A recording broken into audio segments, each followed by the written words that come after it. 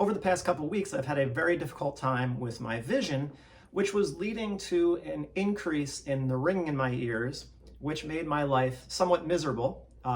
Very hard to concentrate, had to take a break from videos, had to take a break from even answering correspondence and texts and emails, because the more I used my visual system, the worse I would feel. So I was trying to not do anything with my eyes because I knew my prescription had changed after I got my Invisalign. I mentioned that maybe a couple weeks ago. I just didn't know how it changed. So I took a guess a couple weeks ago and ordered a new pair of glasses, and I increased the power 0.25 for each eye. So I increased it to 3.0 for the left and 2.75 for the right. And that worked for about a week. And then on a Friday night, I was watching TV and the ringing in my ears just out of nowhere started to increase. My anxiety levels went sky high. I became quite perturbed because if you have tinnitus, or tinnitus, however you want to say it, I say tinnitus, which I've had since I was 13 years old. So I'm going on 30 years. And it's only been the past 3 years that I've gotten it to decrease to a livable, well, it was all livable, but this is the first time, the past 3 years, it's been something that has not impacted my quality of life for the most part. That changed last Friday, and like a week and a half ago. So the ringing increased, my anxiety levels skyrocketed, I couldn't sleep, it was just wah, wah, wah, with a high-pitched sound. It was rough. My body didn't feel terrible. I did get some aches and pains in my left SI joint, my right calf, which is my typical pattern discomfort whenever I know there's something wrong. And it's never a muscle issue necessarily. I don't have to do more techniques to strengthen anything. It's a sensory input issue that my brain is deeming a threat. And for some reason, I think that my brain 30 years ago responded to the threat of me not having a functioning visual system and, probably putting orthodontia braces on at too young of an age, which locked my cranium into a tightened, restricted position. And I think the tinnitus was probably a maladaptation, or not even an adaptation. I just think of it as a warning alarm that something was seriously wrong, and there was something seriously wrong. However, no one knew, and I didn't know what the hell it was, because we always thought it was just from exposure to loud music, but I'd only been to a couple school dances and maybe some bar mitzvahs. I really wasn't exposed to any concerts or prolonged periods of time of loud music. At any rate, 30 years of tinnitus came back. Now, again, it didn't go away, it was just at a very acceptable level, livable level. And so I kind of shut down for about 2 weeks. I really have done almost next to nothing. I'm staying off the phone, I'm staying off the videos, I'm staying off my laptop, not responding to messages and emails. So if you've emailed me, I'm sorry, but just the more I use my visual system without the proper glasses, the worse my body feels and my neck tightens up, and it's uncomfortable. So I finally got to see an optometrist who was not my normal optometrist, because my normal optometrist could not be seen until the end of September. So I went to Lens Crafters, and really all I needed to know was, what is my refraction? What are my measurements? And he measured it out to be, I need 2.75 in both eyes now. Great. I had some contact lenses I could use, put 2.75 in both eyes. Felt like shit. Well, the ringing decreased, but my back was killing me. My mid-thoracic back on the right side when I would go for a walk. So I always test everything off by, okay, what am I sensing with the tinnitus? And it started to calm down after not too long. So I knew that the tinnitus was not due to shifting my teeth around necessarily directly.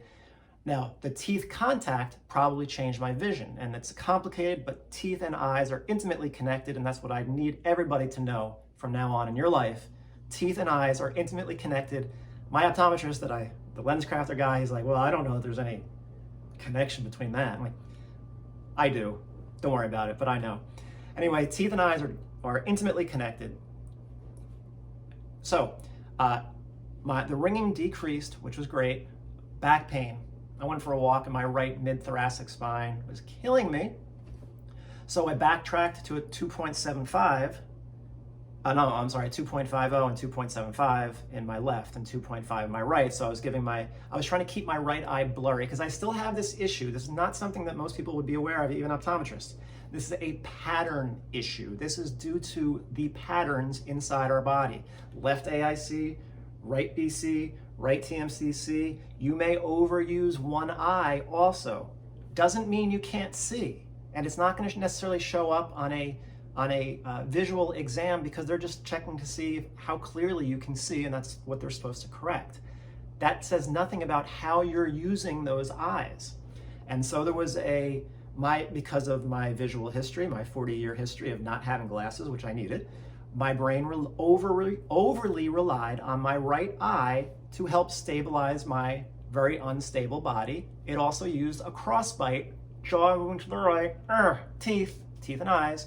That's what created the right torsion to help stabilize a body over on that right side for fear of what's over on that left side, which my brain could not figure out because I couldn't see things properly.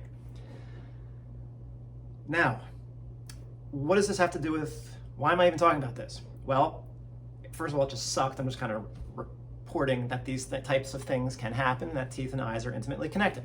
But what you'll also notice, no, you're not going to notice, but what I noticed was every time, because I had the wrong prescription for most of the time, my pelvis was tilted. All right, lateral pelvic tilt. If I didn't know any better and I was like, geez, what the hell? Why is my pelvis like this, tilted? Go to a physical therapist, doctor, like, you have a lateral pelvic tilt. I did not have a lateral pelvic tilt. I had a pattern due to the fact that I was overusing one eye. Or no, because my vision had changed. I'm not going to get into the overusing of the right eye thing.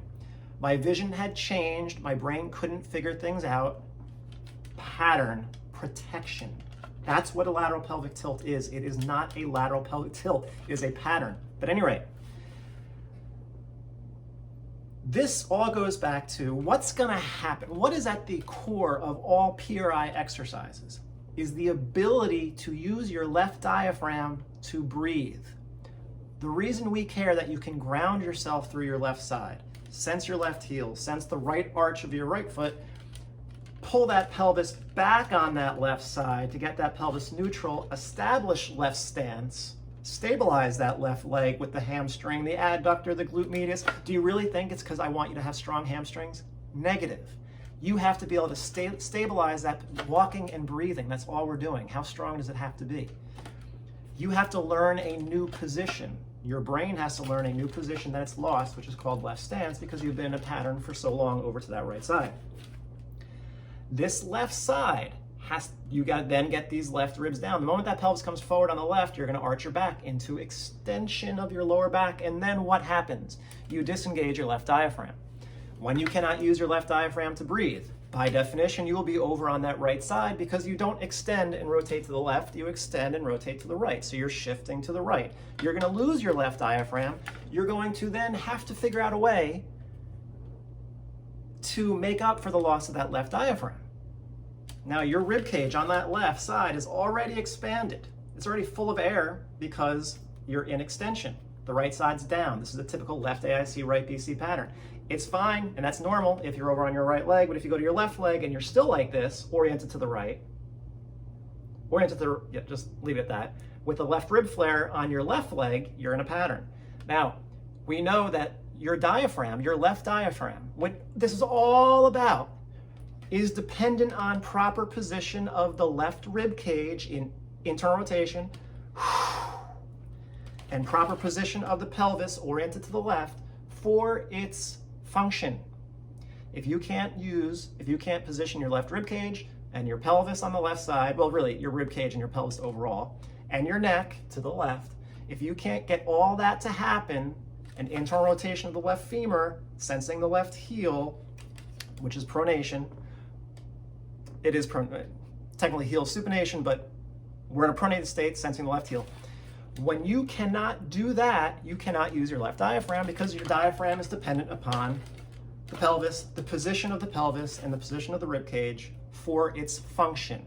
So once you go into extension and you're over on that right side, you lose the left diaphragm. And what are you going to use to breathe? Because remember, you can eat, you can go without food, you can go out without water for quite some time. What you cannot do is go without air. So you're going to breathe one way or another because your brain's not going to let you die. Respiration must continue. And what's it going to do? If you don't have your left diaphragm to pump air, and you got to get air into your upper right chest because it's the left diaphragm that puts air into the upper right chest, and vice versa, crosses, diagonals.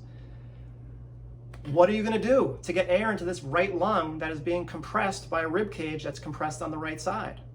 You're going to use your freaking neck and your lower back. Let's just talk about the neck. This right SCM and these right scalenes are going to get used, and this is in the literature, it's not a PRI. This is not a PRI concept, although it's obviously a huge part of PRI. It's in the literature. Those are accessory breathing muscles, and when your rib cage is tight, where it can't expand, these muscles will try to pull it straight up. So this type of movement. We need expansion. This, when you're trying to use these neck muscles, not consciously, but your brain is, trying to pull these ribs up to get more air in because you can't expand it because you're over on the right leg. You can't expand a rib cage just on the right side. That wouldn't make sense. You'd lose stability. You got to get to the left side to expand the right rib cage. But you can't get to the left side. You're unstable. Your brain doesn't trust it. You're stuck. The patterns tell you you're stuck over on that right side. So what are you going to do to get air in because you don't have the left diaphragm, and also you can't stabilize on your left side? You're going to use your neck. People always say, well, what about this system? Why don't you try doing this? You should do this. You should stretch this. You should use these patterned movements or whatever. I don't care about any of those things unless the objective is to learn how to use your left diaphragm to breathe. Because until you can do that, this neck will not turn off. I don't care what you do at any other level of your body. Those muscles. And how do I know this? Because people get full range of motion the moment they learn how to use the left diaphragm to breathe, which not that they're teaching themselves to do that, they're putting themselves, all these techniques are putting themselves in a position that positions the pelvis correctly, the rib cage correctly. That left diaphragm is now back in position to pump. If you can stabilize with enough strength, and it really shouldn't take that much strength, but remember, it does take time. If you can stabilize in that position without anything going on that will hold you over to the right, if you can do that, this rib cage will expand, the neck will relax, you got your left diaphragm back in the game.